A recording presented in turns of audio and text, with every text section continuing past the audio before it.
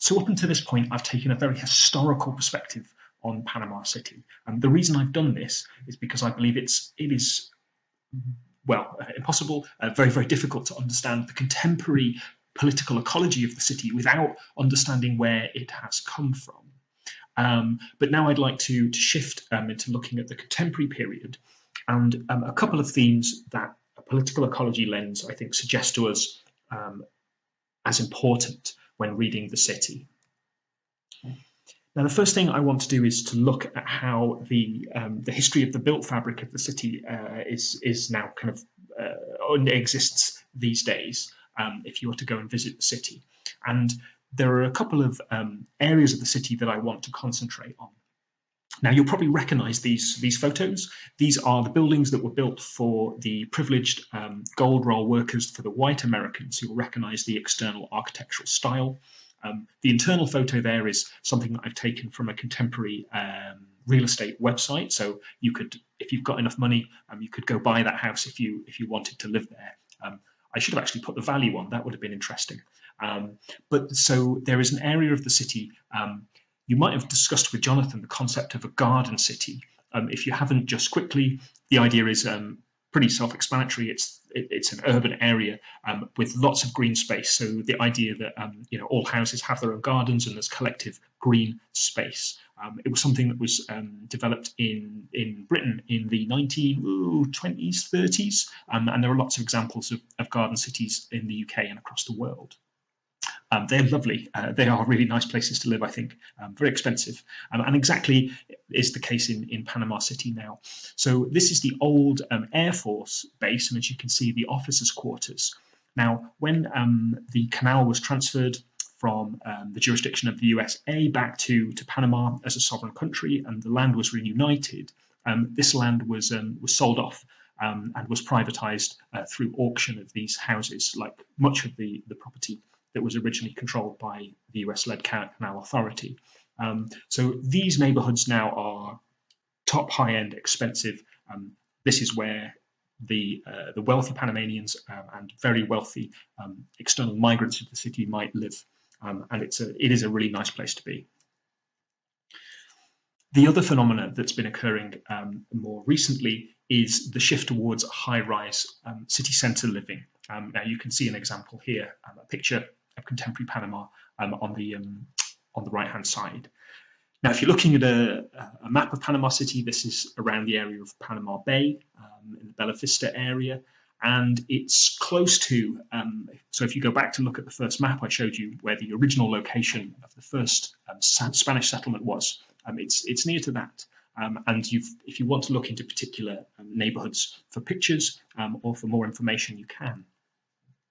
Now, this is land that's been turned over to private developers. It's been zoned for the private development of housing because there is a demand for it, particularly from in-migration from relatively wealthy people from other places. So it might be coming from the US, Colombia, etc. I say wealthy.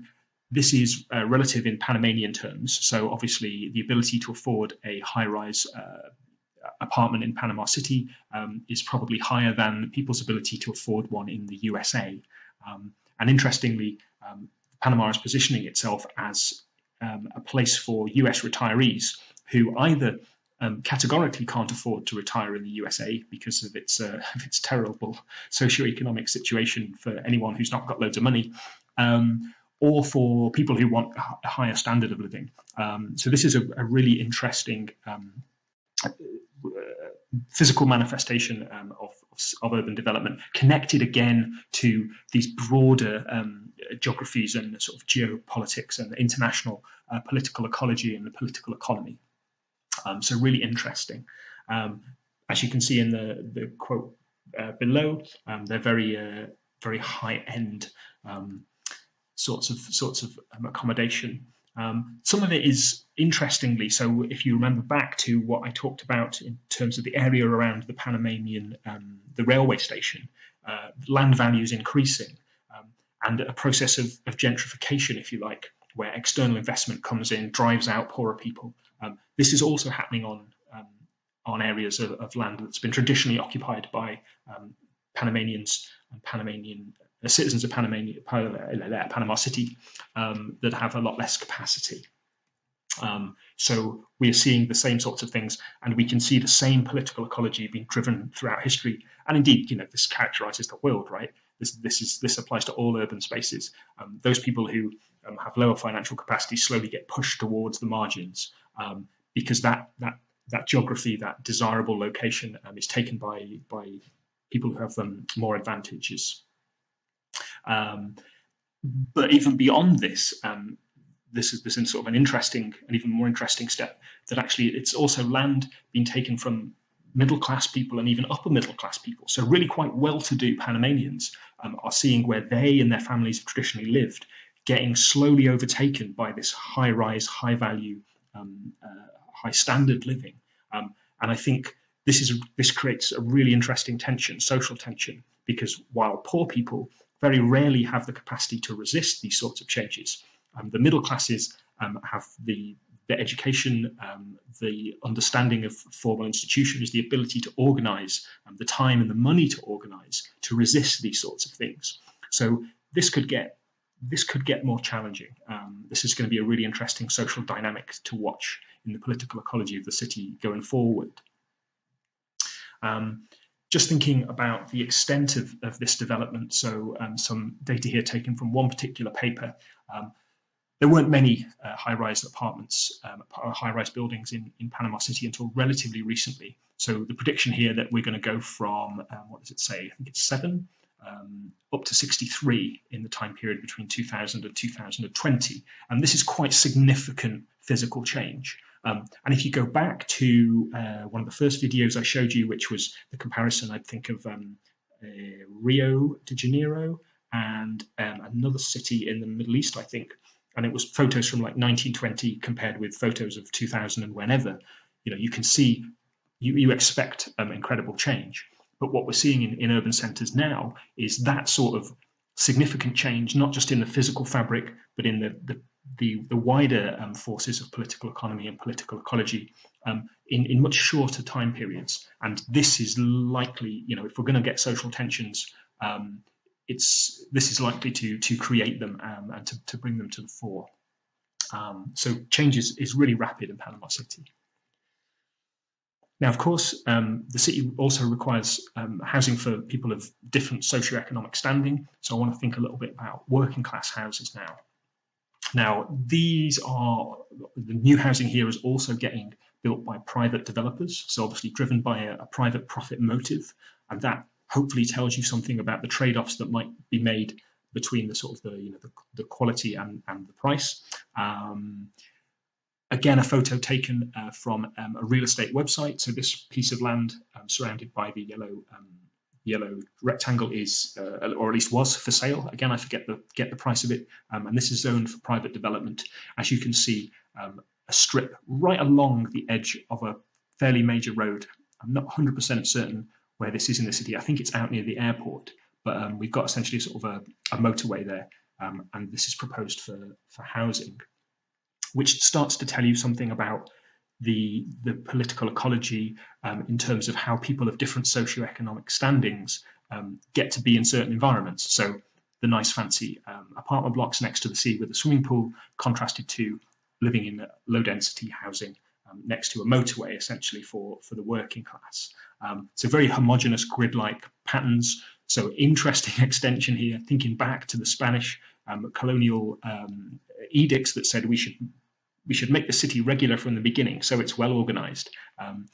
Although obviously what's happened over time is that the initial insistence on housing being allocated to people has broken down. Big cities can't at least within a democratic system, within capitalism, haven't allowed the remaining allocation of housing. It's not all housing is public, as it might be in a more socialist system. But through the interventions of markets, that the intention of order has broken down to some extent. But yet we still have this grid-like pattern preserved from the influences of those people coming in from outside, or by contrast, as an extension of the tradition of indigenous city planning, depending on how you want to read the historical evidence. So a lack of greenery, a lack of public realm that I think I've mentioned, and certainly that Jonathan has mentioned. This also creates the other thing about political ecology and the sort of the social and economic geography of this layout is that these houses are on lower value land further away from the city centre. So in this case, it's quite, as I said, quite far out. I think near the airport. This starts to create pressures on transit infrastructure. So Panama City, if you try and get from the airport into the city centre, it takes an awful long time because the traffic is so bad. And if you are commuting as part of your livelihood, so maybe you live in one of these houses, but you work in one of the city centre hotels, of which there are many, many, you've got to factor that into the transaction costs of your life and to the quality of your life and your living. So again, we see the sort of the political ecology issues here. Who's gaining? Who's got a more comfortable life? For what reason? Who's arguably sort of harder done by? Now, on that note, it's now time to talk about the informal housing that many working class people in the city live in. So note now, I think the very stark and interesting contrast from this image here back to the video of Panama City that you first watched, your first impression as created by someone who wanted to market the city as a tourist attraction, essentially. Look at what we have here.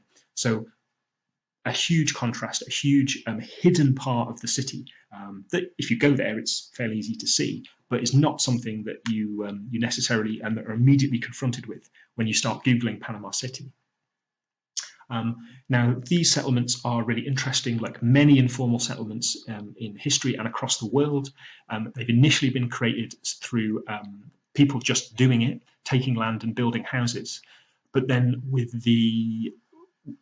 as the city authorities attempt to formalise and to sort of to deal with what they see as the issues of informal housing, they give retrospective permission and then try to then impose those frameworks of governance and order and appropriate standards, which is obviously, well, to say the least, an uphill battle given the starting point. So informal housing settlements are hugely fascinating and complex places for so many reasons.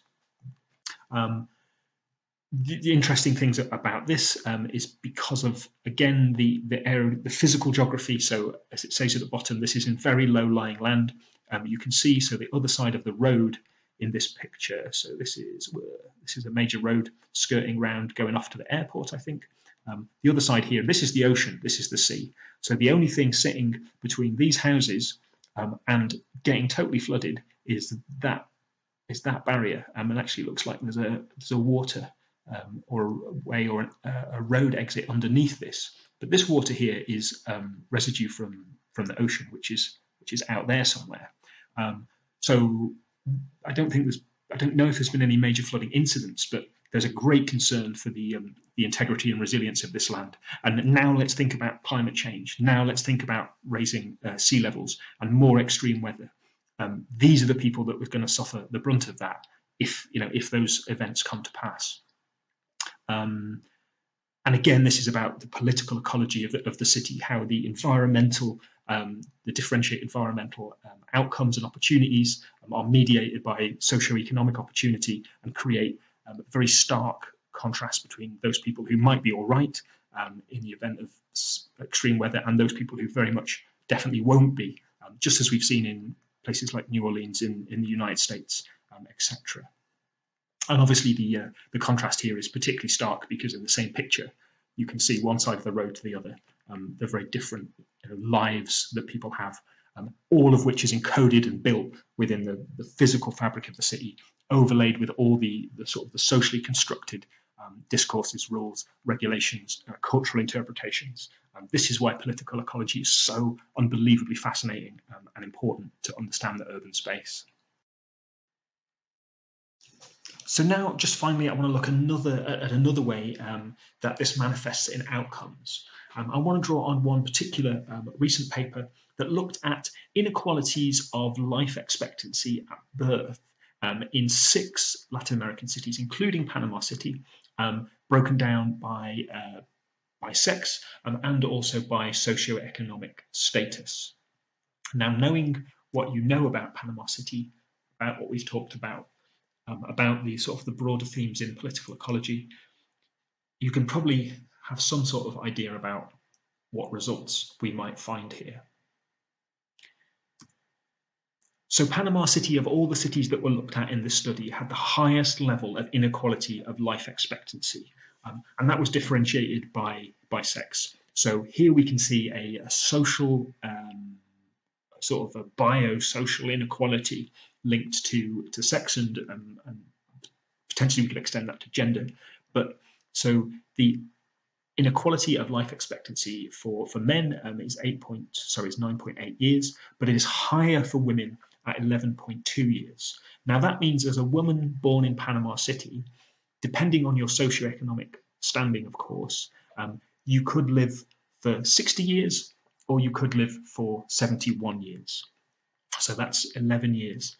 Now, to put that in perspective, if you think you're 20 years old, that inequality of life opportunity to live life is half of your entire existence, half of your experience in life potentially would be lost if it was sort of the same ratio as this, depending on where what the life position you happen to be born in, if you'd have been born in Panama City. And I think put in those terms, this is absolutely staggering that these structural situations are lived through the city. Unsurprisingly, I think the inequalities of life expectancy are also differentiated by socioeconomic status. And of course, as exactly as we would expect, the higher socioeconomic status is likely to be correlated with higher life expectancy. What gets really interesting is now where we lay this over the physical geography, the space and the place of the city. Now, the authors here draw the conclusion that life expectancy at birth increases from west to east in Panama City. So, as we can see here, A is for men and B is for women. But the lighter the coloured areas, including this as the lightest area, mean that the average life expectancy in this area for men is the lowest, through to the darker colours, which are the highest. So we can see that trend coming through. And if we relate this to the geography of Panama City, we can ask some questions. Well, where do you think it is that the high-rise apartments are located? Yes, it's on the coast towards the city centre. Where do you think the working class houses, informal settlements are located? Yes, it is. So I think that's exactly it. So the red is the sort of the central district where those high-rise apartments were, and this, I'm pretty sure, is that the picture of the houses that are potentially going to flood there. As we go out towards the airport, which is somewhere out here, the low density, low quality houses, we start to see that correlation of life expectancy.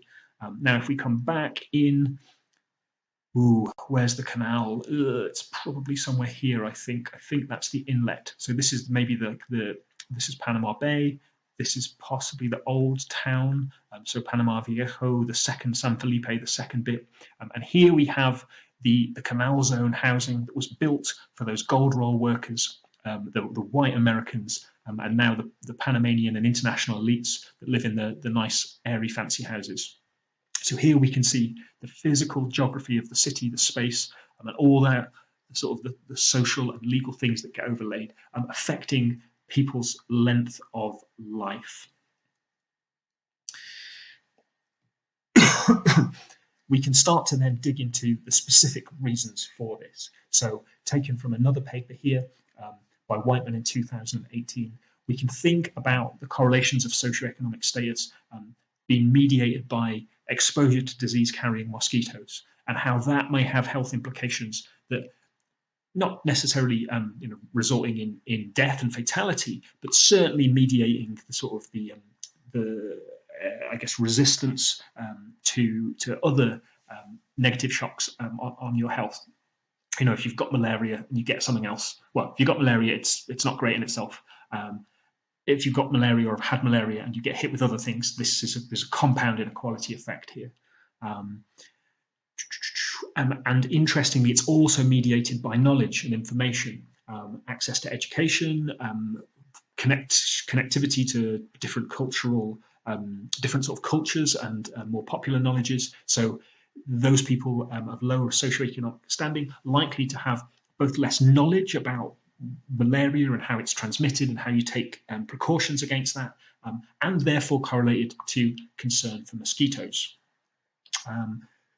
And all this, I think, is embedded in the physical geography, and is to me an issue of ecology. You know, the behaviour of mosquitoes in an ecosystem, whether it's urban or not, is an ecological question. Therefore, the politics of who is exposed to this and who knows about it is a political ecology question. And again, just to reiterate, this is why I find political ecology such a powerful and important way of reading lots of things about life, including the city. Just on a final note, I would relate this to our current own situation about COVID-19. I would say that there is very much a correlation between fundamental capacities of individual people, which are structured through a whole series of socioeconomic complexities, including probably the physical geographies of their sort of their lived experience in a built environment. Are they rural? Are they urban? What part of the city are they from? Is connected with their knowledge and understanding of the foundational science that helps us understand what a virus is, and then also that relates to the level of an individual's concern with it. So lots of people in society, I've met an awful lot of them who, just because they don't have the foundational knowledge fundamentally what a virus is, the way that they relate to knowledge about it and then the precautions and actions they take are very much all packaged up together. So I think this is not an issue that's, obviously we're talking about Panama City, but this is not an issue that affects other people, other places. These types of issues affect us here and now in Leamington Spa, in your university accommodation, wherever you live, in your home city, in Coventry. And these are the sorts of issues that we absolutely need to learn to tackle if we're going to do anything meaningful with regard to the Sustainable Development Agenda. So at that point, I'm going to leave my presentation there. And I'm hoping you're going to take all this away and help me in this project to understand Panama City and its political ecology in much greater detail.